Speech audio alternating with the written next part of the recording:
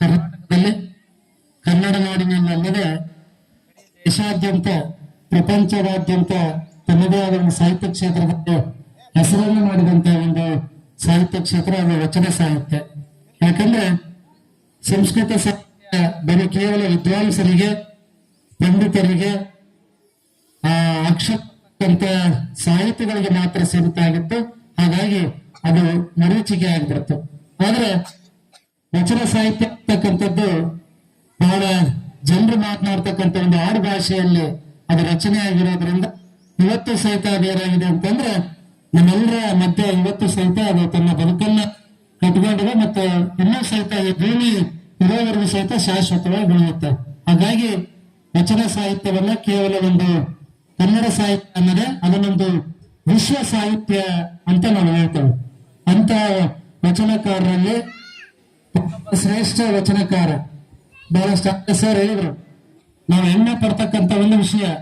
ಯಾಕಂದ್ರೆ ನಾವು ವಚನ ಮಾಡ್ತಾ ಇರ್ಬೇಕಾದ್ರೆ ಕೆಲವು ಫೋಟೋ ಪೂಜೆ ಮಾಡ್ತಾ ಇರ್ಬೇಕಾದ್ರೆ ನಮ್ಮ ಕರ್ನಾಟಕ ಆಗಿರ್ಬೋದು, ನಮ್ಮ ದೇಶದ ಯಾವುದೇ ಎಲ್ಲೇ ಇರ್ತಕ್ಕಂಥವ್ರನ್ನ ನಾವು ಅವ್ರನ್ನ ಸ್ಮರಿಸಿ ಆದರ್ಶಗಳನ್ನ ಮಾತನಾಡ್ತಿರ್ತೇವೆ.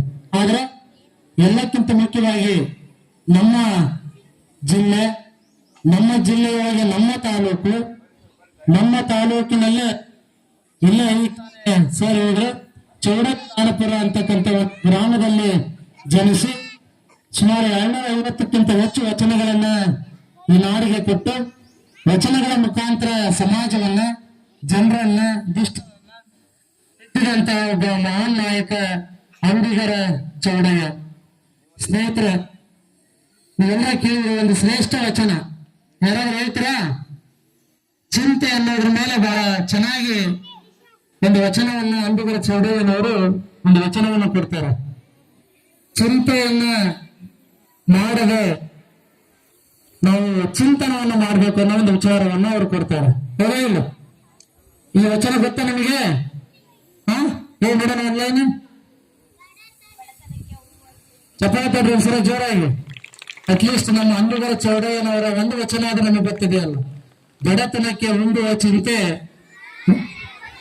ಇಡಲಾರದೆ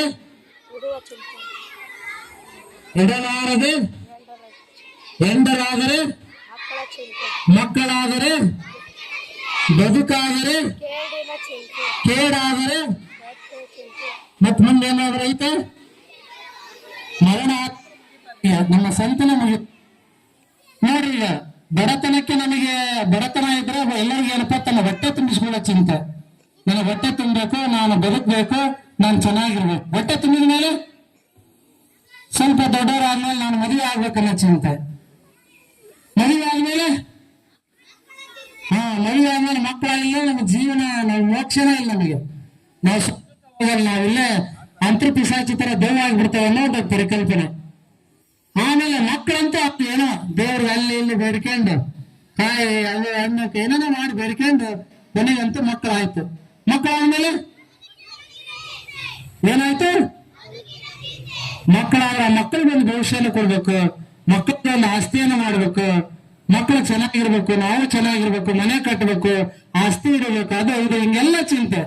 ಅಂತೂ ಎಲ್ಲ ಆಯ್ತು, ಮಕ್ಕಳು ಅವ್ರಿಗೂ ಎಲ್ಲ ಆಯ್ತು, ಮತ್ತೆ ಚಿಂತೆ ಸ್ಟಾರ್ಟ್ ಆಗತ್ತೆ. ಏನು ಎಲ್ಲ ಸಂಪಾದನೆ ಮಾಡಿದ್ರು, ಮನೆ ಕಟ್ಟಿದ್ರು, ಮಕ್ಕಳು ಮದುವೆ ಮಾಡಿದ್ರು, ಅವರು ಚೆನ್ನಾಗಿದ್ದಾರೆ. ನಂತರ ನಮ್ಮ ಆರೋಗ್ಯದ ಚಿಂತೆ. ವಯಸ್ಸಾಯ್ತು ಅಂತಂದ್ರೆ BP, ಶುಗರ್, ಅವು ಇವು ಎಲ್ಲ ಸೇರ್ಕೊಂಡ್ಬಿಡ್ತಾವೆ. ಇವೆಲ್ಲ ಸೇರ್ಕೊಂಡು ಮತ್ತೆ ನನಗೆ ಚಿಂತೆ ಸ್ಟಾರ್ಟ್. ಹಿಂಗೆ ಈ ಚಿಂತೆಯಲ್ಲಿ ಕೊನೆ ನಮಗೆ ಏನಾಗ್ತದೆ ಅಂತಂದ್ರೆ ಮರಣವನ್ನು ಹೊಂತೇವೆ ವಿನ ನಮ್ಮ ಚಿಂತೆ ಅಂತಕ್ಕಂಥದ್ದು ಕೊನೇ ಆಗುವುದಿಲ್ಲ. ಹಾಗಾಗಿ ಅವ್ರು ಹೇಳ್ತಕ್ಕಂಥದ್ದನ್ನ ಚಿಂತೆಯನ್ನ ಮಾಡಬೇಡ, ಚಿಂತನವನ್ನ ಮಾಡು ಅಂತ ಹೇಳ್ತಾರೆ ಅವರು.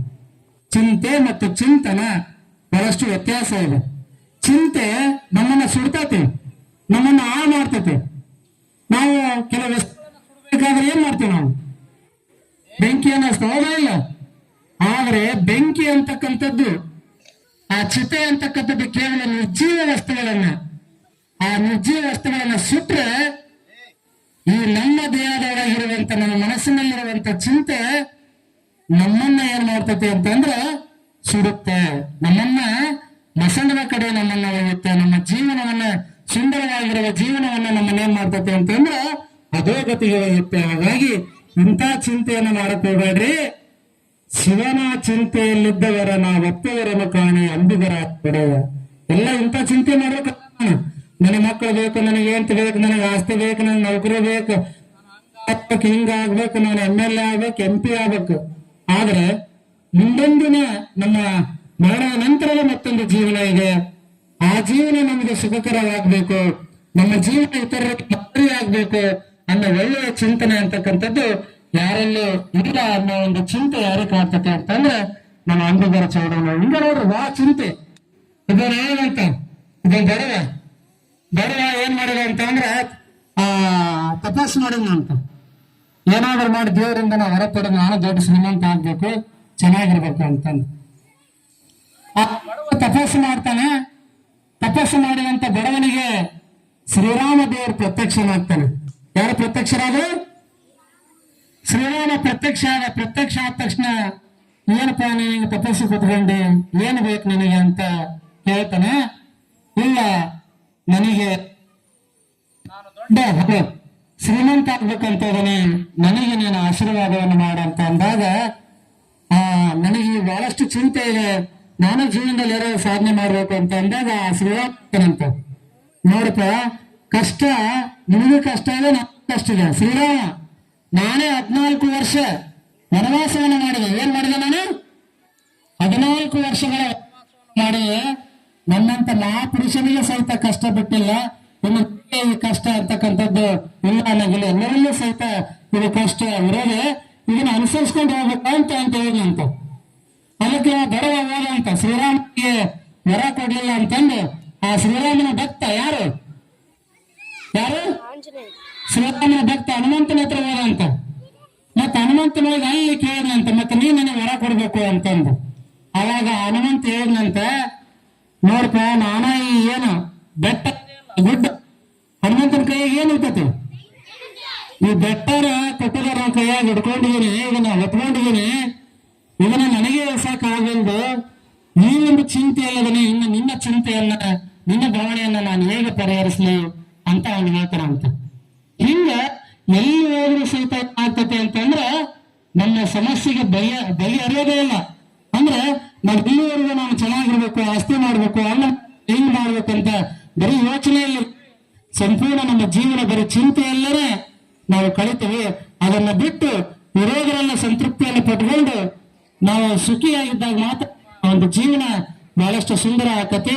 ಆ ಒಂದು ಚಿಂತೆಯನ್ನ ಬಿಟ್ಟು ಮೈಗೂಡಿಸ್ಕೊಂಡ್ರೆ ನಮ್ಮ ಜೀವನ ಸಾರ್ಥಕ ಆಗ್ತತೆ ಅಂತಕ್ಕಂಥ ಹಲವಾರು ವಚನಗಳು, ಒಂದು ವಚನ ಹೇಳಿದೆ.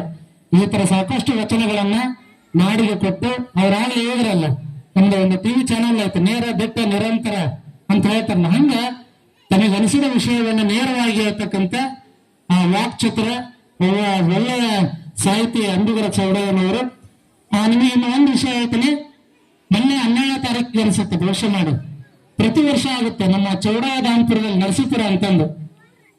ಅಲ್ಲಿ ಇವರ ಒಂದು ವಚನಗಳ ಬಗ್ಗೆ ಒಂದು ಕಾಂಪಿಟೇಷನ್ ಇರ್ತದೆ. ಏನು ಈ ಕಾಂಪಿಟೇಷನ್ ಅಂತಂದ್ರೆ, ಯಾರು ಅತಿ ಹೆಚ್ಚು ನಮ್ಮ ಅಂಬಿಗರ ಚೌಡಯ್ಯನವರ ವಚನಗಳನ್ನ ಅಲ್ಲಿ ಹೇಳ್ತಾರೆ ಅವರಿಗೆ ಪ್ರಥಮ ಬಹುಮಾನ, ದ್ವಿತೀಯ ಮತ್ತು ತೃತೀಯ ಅಂತಂದು 10,000, 7,000, 5,000 ಹಿಂಗ ನಗದು ಬಹುಮಾನವೂ ಸಹಿತ. ಉದ್ದೇಶ ಏನಂತಂದ್ರೆ, ಅಂಬಿಗರ ಚೌಡಯ್ಯನವರ ಬಗ್ಗೆ ನಮ್ಮ ವಿದ್ಯಾರ್ಥಿಗಳು, ನಮ್ಮ ಮನುಕುಲ, ನಮ್ಮ ಸಮಾಜ, ನಮ್ಮ ಜನರು ಅವ್ರ ಬಗ್ಗೆ ತಿಳ್ಕೊಳ್ಬೇಕು, ಅವರ ಆದರ್ಶಗಳನ್ನ ಪಾಲನೆ ಮಾಡ್ಬೇಕು ಅನ್ನೋ ಒಂದು ಉದ್ದೇಶವನ್ನು ಇಟ್ಕೊಂಡು ಒಂದು ಸ್ಪರ್ಧೆಯನ್ನ ಇಟ್ಟಿದ್ದಾರೆ. ಈಗಾಗಲೇ 12ನೇ ತಾರೀಕಿಗೆ ಆಗೈತಿ.